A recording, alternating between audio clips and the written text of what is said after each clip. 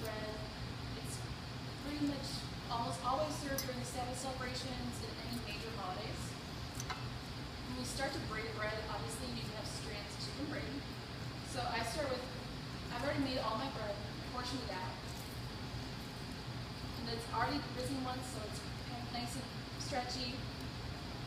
Got my bread here, I'm just going to put it, fold it in half, about in the middle, push it down, fold it again. And I do that before I start rolling the strings out. It gives it a bit more structure, so it's going to rise better and keep a nicer shape. But you're going to notice bread's kind of elastic. You can see it's already jumping back. When I do this, you're not going to get a lot of length from the dough, so you're going to have to let it rest a few minutes in between the time to nice and long. So I have ones that are here that I've already let rest for about 5 minutes. So they got, I'm going to roll these ones a little bit long for you. You can see this one when I'm rolling it out. It's not going to jump back in. Why do you have it covered with saran wrap? Good question. You always want to cover your bread with saran wrap when you're working with it, because otherwise it's going to develop kind of a skin on top, like you would get on custard or soup, for example. And that's going to prevent the bread from beginning to rise. It's also just not very pretty. Now, I'm going to start doing a 3 strand braid, which is pretty much the simplest braid you can do. It's the same as you would do if you were long hair. All I'm doing, I've got my bread strands. It doesn't matter how thick they are or how long they are. You can make them however you like them. Just make sure that they're all the same, because if you've got one way down there that's a lot longer, it's not going to work. And I'm just going to stick it against the table. That's going to help me just so it doesn't move around. And again, it's the same as doing here. So one to the middle. And again, just keep doing that all the way down. And I'm tucking these back up so I don't have big gaps, just because I do it pretty. You want to keep it the same tension, so I'm not going to like pull it really tight here and then go really loose the next one, because it'll bake and look really lovely if you do it that way. This challah has honey in it and eggs and butter, so it's a little bit sweeter. But you can braid pretty much any bread that you can get to a strand like that. Just a regular white bread is great. Or when you're braiding, it's great to do different flavors on different strands. Really nice. It's also really pretty. But anything like a ciabatta bread is really, really wet. It's going to be hard to work with. Anything like a raisin bread, it's got a lot of raisin in it. It's just going to break out. So I've got the ends. I can't really go much farther. I'm just going to grab them and kind of pour them a little layering with my fingers. Pinch.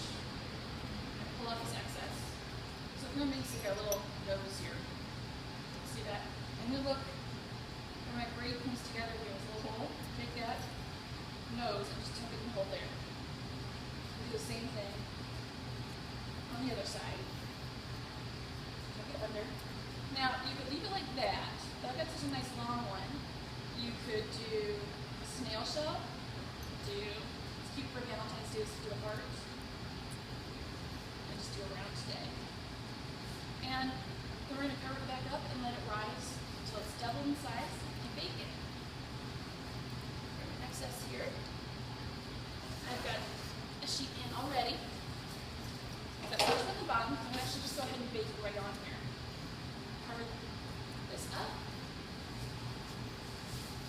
And this will take about, depending on how warm your kitchen is, and you want to keep it in just a somewhat warm space. You don't want to put it in your oven and get too hot. It'll take probably half an hour to an hour to rise. That's 3 strand, and that's not that special. So the more traditional one for challah, and the one that's prettier, let's do 6. So I'm going to do a little bit shorter braids, shorter length on the braids here. And you'll see when I'm rolling these, I always start in the middle, put my hands kind of together. So what I'm going to do is start in the center, and then work my hands slowly apart, just barely touching. I'm not going to press really hard, because then you're going to get really lumpy bits. And again, we're going to stick these together on top, and against the table. Now, it's great with, these are ones that it's not, looks confusing when you first see it. But once you've done it yourself, at least once, it's very simple. It's simple, repetitive motion, and people are always really impressed when you make it. So I've got my 6 here. So I've got 4 in the middle and 2 on the outsides. And I'm always going to bring from the outside in and from the outside in and just bring them over. So first pass is a little bit weird. I'm going to bring this one all the way across, and this one all the way across. That's the only time I do these both at the same time. But the first one I move them comes down to the middle. That's why you can put this stuff against the table. I'm not using any flour on the table because this bread's not going to stick to it. If your bread's stickier, you can use a little, but you don't want so much flour that you're flying all over the place. So now I've got 3 over here, 3 over here. I need to have this guy out here. So I'm going to bring the second strand across all the way over. And then the first one that didn't move is out the middle. So each time you're doing it, the second strand from the top comes across, and the opposite guy comes down. Some places you'll see instructions will number the strands 1, 2, 3, 4, 5, and 6. So you might say that one comes across and down. But again, it's just second across, the one that did move comes down. Does this make sense? And this, to me, I can do 3 of these within about 6 minutes. I have time myself. And you can do, it gets trickier when you're down here at the bottom because there's not much bread down here. But I can still see where this came over, this came down. Get one more time here, over, down. And that's really all you do. So again, I'm just going to grab them, pinch them off. This kind of seals the braid too. Pull that out. And take that little nose and tuck it right underneath. And once you learn the 6, you can easily do an 8, 10, 12, any even number that you can think of because it's the same exact technique. And that's the end of it. This one I have made with 2 strands that were Parmesan flavor, 2 that were subject tomato and 2 pesto, and it's really good and really great. You can also do, I have cousins with daughters, they love unicorn bread, which is the same pattern of braiding, you just dye each strand a different color. So it looks like a unicorn with a rainbow. And I'm just going to put this back on that same thread and cover it up again. And one more. I want to show you. This one's my favorite. And I will be honest, this one, it's not hard. It's the same, just remember your patterns. And once you've done it, it's just less than a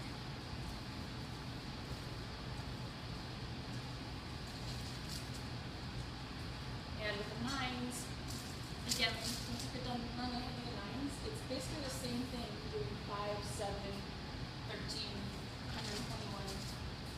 It just changes how many, well, I'll explain that in a minute.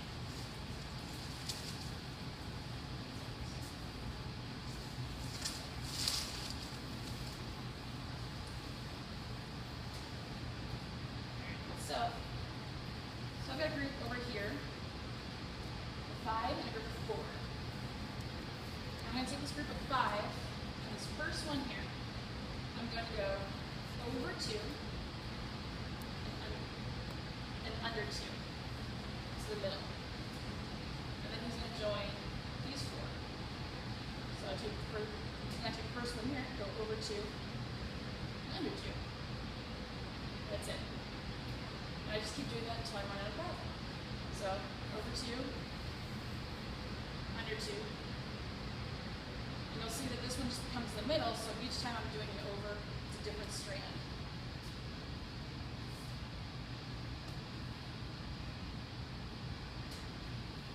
Again, I'm kind of pushing them up so I don't have big gaps here. If I wanted to do a 7 strand, I would go over 2 and under 1. If I was going to do 5, it'd be over 1, over 1. So in 13, you'd go over 2, under 3, and just increase them that way. And it doesn't really matter if it's over 2, under 1, or over 1, or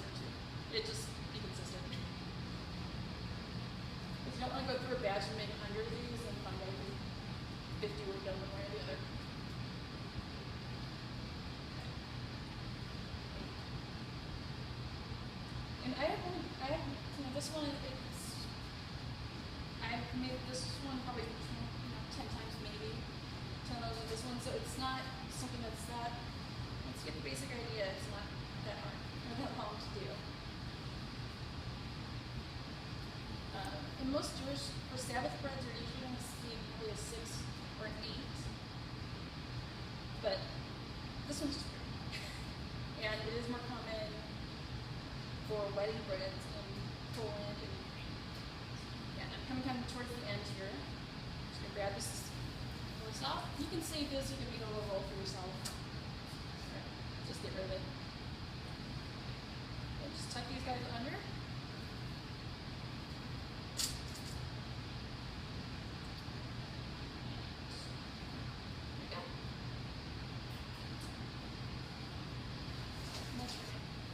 I've got a second tray here. You want to leave yourself plenty of space in your trays, because these are going to double in size. When we proof them, when we rise, you'll leave lots of space, but still being covered. And then because this isn't a rich bread, because it's got butter and eggs in it, we're going to go ahead and put an egg wash on it now. Normally with most breads, you're not going to do it just before you bake it, or we're probably going to do it both times. And this is going to help bring a really beautiful shine, and also by doing it now, it keeps the bread really moist so it can grow and expand.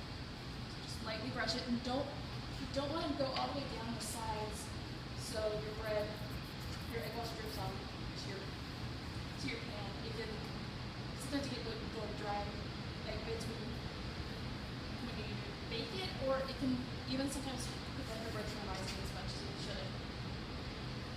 Lightly brush it, and then you can just put a little bit of plastic wrap, just normal plastic wrap, directly over it. Just go very lightly, we're not going to tight, a little tight. And it'll still rise. When it rises, it'll just push this up and out its way. And it won't stick very much. If it sticks all, that's as much as it's going to ever stick. So you don't have to worry about it messing up your bread when you put it on. If I forget to do the egg wash before and after, will it affect it much? No, it's just a pretty thing. I'll be honest, I forgot to do it before, and it's okay. You're going to get a bitter color, but a little bit better shine, but it's not a problem. As long as it's covered, or if you've got a proofing oven that has humidity in it, keep it nice and moist, it'll still be fine. I'm lucky today I have a proofing oven, so I'm going to put that in there. So it'll take about half an hour in there. Like me at home, I don't have one at home, so I would just put this in my kitchen wherever it's warm, or if you've got a radiator, you put it by there, or in summertime, if you've got a screened-in patio, that's a really good place to put it. Just make sure you cover it well and it's screened so you don't have bugs. And that's it. This is going to go and brew for half an hour, and it bakes for about a half an hour at 350 degrees, 300 degrees convection, until it's golden brown and fully cooked. I've got a few that I made for you already. This is a 3-strand and a 9-strand. I'll pick this one up. You can see that even though it's rated separately, it does all bake together. And then